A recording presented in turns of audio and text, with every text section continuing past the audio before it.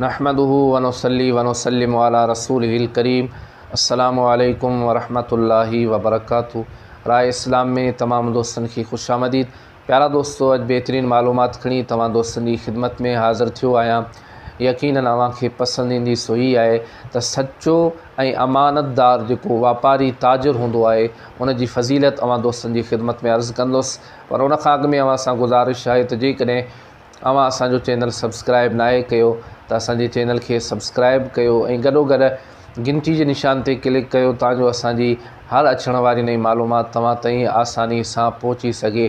प्यारा दोस्तों, हज़रत सैयदना अबू सईद ख़ुदरी रदी अल्लाह ताला अन्हु खां रिवायत आहे त नबी पाक सल्लल्लाहु अलैहि वसल्लम फरमायो त सच्चो ऐं अमानतदार ताजिर वापारी अंबिया किराम अलैहिमुस्सलाम ऐं सिद्दीक़नि ऐं शहीदनि सां गॾु हूंदो।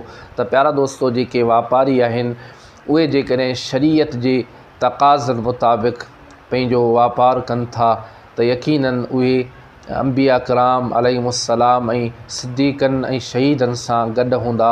हर वापारी खे ख़्यालु करणु घुरिजे, हर ताजिर सोचे त जेकॾहिं शरई तक़ाज़नि मुताबिक़ उहे पंहिंजो वापारु हलाईंदा त यकीनन उन्हनि सां अल्लाह ऐं उनजो महबूब राज़ी थींदो। यकीनन उन जे वापार में बरकत थींदी, उन्हनि जे कारोबार में बरकत थींदी।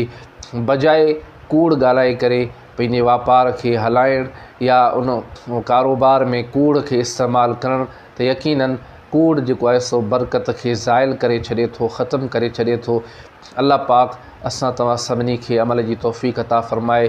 त प्यारा दोस्तों, ही हुई अॼु जी मालूमात जेका मूं अव्हां दोस्तनि जी ख़िदमत में अर्ज़ु कई। वरी नई मालूमात में अव्हां दोस्तनि जी ख़िदमत में हाज़िर थींदुसि। तेसीं ताईं इजाज़त ॾींदा। अल्लाह हाफ़िज़।